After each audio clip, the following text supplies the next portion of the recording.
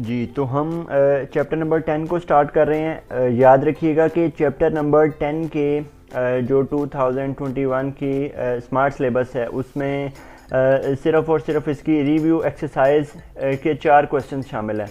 तो आप लोगों ने एक तो कॉन्ग्रुएंट ट्रायंगल के कॉन्सेप्ट को अच्छे से करना है और इसके बाद आपने इसकी रिव्यू एक्सरसाइज को जो इसके क्वेश्चन नंबर 2, 3, 4 एंड 5 हैं इनको अच्छे से कर लेना है। सो मैं बारी बारी करता हूँ, बहुत ही आसान काम है और सिर्फ आप इसको एक बार देखेंगे तो आपको साथ में याद होता जाएगा, समझ आती रहेगी।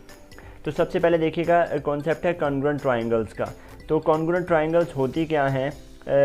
आप आसान लफ्ज़ों में कह लें कि सेम ट्रायंगल्स, एक जैसी ट्रायंगल्स, यानी अगर दो ट्रायंगल्स जिनके कोरेस्पॉन्डिंग साइड्स और कोरेस्पॉन्डिंग एंगल्स इक्वल हों उन्हें आप कहते हैं वो कॉन्ग्रुएंट ट्रायंगल्स हैं। तो इट मीन्स अगर दो ट्रायंगल्स गिवन हो और वो कॉन्ग्रुएंट हो तो उनकी तीनों साइड्स भी आपस में इक्वल होंगी और उनके तीनों एंगल्स भी जो कोरेस्पॉन्डिंग है वो इक्वल होंगे। जो पहले क्वेश्चन को स्टार्ट करते हैं, यानी नंबर वाइज वो क्वेश्चन नंबर 2 है। If triangle ABC is congruent to triangle LMN। ये जो सिंबल आप देख रहे हैं इसमें इज इक्वल्स टू है और उसके ऊपर ही छोटा सा सिंबल है, ये पूरा कॉन्ग्रुएंट का सिंबल होता है। ठीक हो गया। तो क्वेश्चन में कहा जा रहा है कि अगर दोनों ट्रायंगल्स जो कि डायग्राम में दिखाई गई हैं अगर वो दोनों कॉन्ग्रुएंट हैं तो आपने जो 1, 2 एंड 3 वैल्यूज़ को फाइंड आउट करना है। अब देखिए वैल्यू 1 का में पूछा गया है कि मैयर एंगल ऑफ M। तो अब हम तलाश करेंगे मैयर एंगल ऑफ M कहाँ है। तो मैयर एंगल ऑफ M हमें नज़र आ गया यहाँ पे।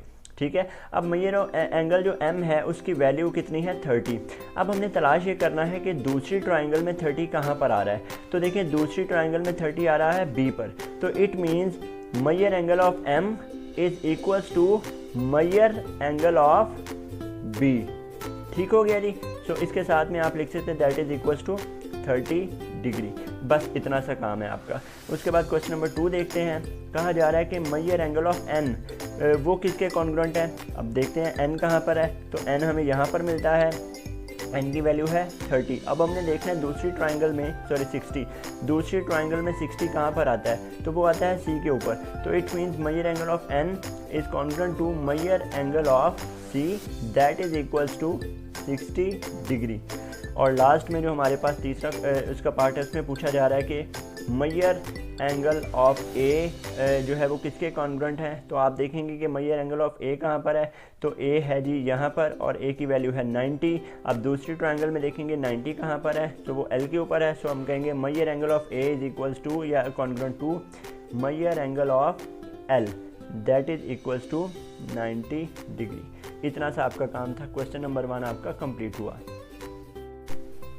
जी। क्वेश्चन नंबर 2 के बाद अब हम आते हैं क्वेश्चन नंबर 3 के ऊपर।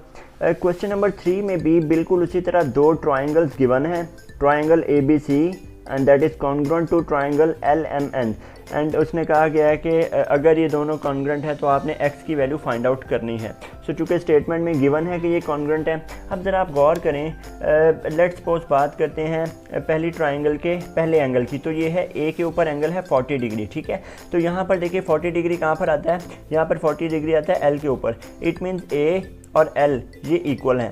खैर हमें इससे कोई लेना देना नहीं, हम नेक्स्ट पे चलते हैं। अब देखिए नेक्स्ट B की बात की जाए तो B पे एंगल है 80 डिग्री। अब हम दूसरी ट्रायंगल पे आते हैं तो 80 डिग्री है M के ऊपर। इसका मतलब है B हो गया M के ऊपर, यानी 40 वाला 40 के इक्वल हो गया, 80 वाला 80 के इक्वल हो गया। तो ऑब्वियसली जो तीसरा एंगल बचेगा वही आपस में इक्वल होगा। सो तीसरा एंगल जो है वो यहाँ पर N है और यहाँ पर C है। सो हम कह सकते हैं कि measure angle of N that is equals to Maihar angle of C। अब देखिए मैयर एंगल ऑफ N जो है वो that is equals to X, उसकी वैल्यू X है। तो X is equals to Maihar angle of C जो है that is 60। So X is equals to 60 degree. यूँ हमें जो जी। अब आते हैं क्वेश्चन नंबर 4 के ऊपर। स्टूडेंट्स एक बात याद रखिएगा कि जो क्वेश्चन नंबर 4 है वो काफ़ी ज़्यादा इंपॉर्टेंट है। इन सब क्वेश्चन में से इनफैक्ट क्वेश्चन नंबर 4 सबसे ज़्यादा इंपॉर्टेंट है, पेपर में आने वाला क्वेश्चन है। तो अब हमने इसको सॉल्व करना है। इसको सॉल्व इस तरह करना है, इसका क्वेश्चन आप बुक में देख लीजिएगा। क्वेश्चन ये है कि एक आपको दो ट्रायंगल्स मिली हैं और दोनों कॉन्ग्रुएंट हैं। ठीक है। उसका मतलब क्या है? कॉन्ग्रुएंट से ये मतलब है कि उनकी कोरस्पॉन्डिंग साइड्स और जो उनके एंगल्स हैं वो इक्वल हैं। ठीक है। यानी ये जो सेंटर वाला एंगल है ये भी आपस में दोनों इक्वल हैं। जो ए पे एंगल है वो भी दोनों आपस में इक्वल हैं, इसी तरह जो बाहर वाले कॉर्नर के एंगल्स हैं वो भी आपस में इक्वल होंगे। ठीक है, तो हमें कहा जा रहा है कि आपने अननोन की वैल्यू फाइंड आउट करनी है। तो यहाँ पर हम देखते हैं कि अननोन हमारे पास एक वैल्यू x है और एक वैल्यू m है। ठीक है, तो पहले हम x के लिए फाइंड आउट करते हैं। देखें जो एंगल b है और यहाँ से जो एंगल c है ये दोनों आपस में कॉन्ग्रुएंट होंगे। सो हम ये कह सकते हैं कि major angle of b is equal to major angle of c। अब मेजर एंगल ऑफ b है 55 डिग्री और मेजर एंगल ऑफ c है 5x + 5, तो ये दोनों हो गए इक्वल। तो अगर ये दोनों इक्वल है तो यहाँ से हम बड़ी आसानी से x की वैल्यू फाइंड आउट कर सकते हैं। 55 यहीं पर रखें, जो 5 यहाँ पर प्लस हो रहा है दूसरी साइड पे भेज के माइनस कर दीजिए, that is equal to 5x। 55 में से 5 को माइनस करते हैं, resultant 50 is equal to 5x। Then हमें x की वैल्यू चाहिए, 5 मल्टीप्लाई है तो वो दूसरी साइड पे जाके डिवाइड हो जाएगा, इज इक्वल टू x। यानी हमारे पास जो x का आंसर आएगा वो आएगा 10। सो यूँ हमने एक अननोन वैल्यू को फाइंड आउट कर लिया। अब दूसरी अननोन वैल्यू पे जाते हैं। दूसरी अननोन वैल्यू है m। अब m के लिए हमें क्या करना है, हम दोनों ट्रायंगल्स की बेसिस को देखते हैं। देखिए यहाँ पर ये है BD और ये है DC। चूँकि D मिड पॉइंट है तो हम ये कह सकते हैं कि BD is equals to DC। So BD और DC इक्वल हैं। अब हम इनकी वैल्यूज़ रखते हैं। BD है 5m - 3 is equals to DC है 2m + 6। अब हम क्या करेंगे, m की वैल्यूज़ को एक तरफ कर दें। 5m - 2m is equals to 6, 3 वहाँ जाकर प्लस हो जाएगा। सो 5 - 2 3m और 6 + 3 9, then m is equals to 3। So इस तरीके से हमने m की और x की दोनों वैल्यूज़ को फाइंड आउट कर लिया। जी बच्चों, अब लास्ट क्वेश्चन है हमारे पास, क्वेश्चन नंबर 5। और क्वेश्चन नंबर 5 भी बहुत सिंपल है, बिल्कुल उसी तरह दो ट्राइंगल्स हैं, दोनों कॉन्ग्रुएंट हैं और कहा जा रहा है कि अननोन वैल्यूज़ को फाइंड आउट करें। अब देखिए यहाँ पर थोड़ा सा जो हमारे पास डाटा है वो चेंज है। यहाँ पर एक एक एंगल भी गिवन है और बाकी 3 साइड्स भी गिवन है।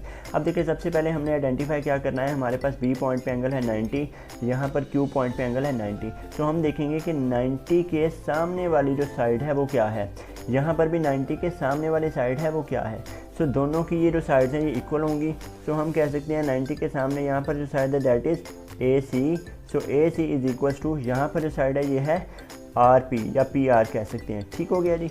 अब देखें AC की वैल्यू है y - 1 that is equals to ये PR की वैल्यू है 5। आप इसको डायरेक्ट भी लिख सकते हैं। सो इट मीन्स यहाँ पर क्या होगा, y इज़ इक्वल्स टू 5, 1 वहाँ पर जाकर प्लस हो जाएगा। सो y इज़ इक्वल्स टू 6। तो हमारे पास एक वैल्यू जो है वो फाइंड आउट होगी। अब आप गौर करें, मैं हाईलाइट कर रहा हूँ y - 1 वो इक्वल था 5 सेंटीमीटर्स के। अब बाकी हमारे पास एक एक साइड बच गई। देखें जो ट्रायंगल PQR है इसकी एक साइड x रह गई और एक 4 रह गई।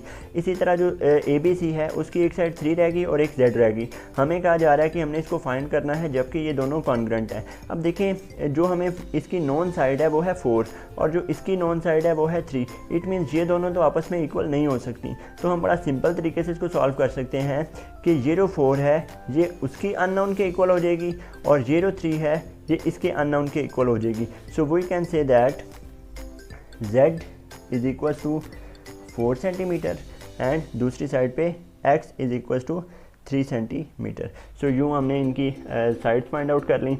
ये थी आपकी एक्सरसाइज नंबर जो रिव्यू एक्सरसाइज है चैप्टर नंबर 10 की, और इसमें सिर्फ आपने यही काम करना है।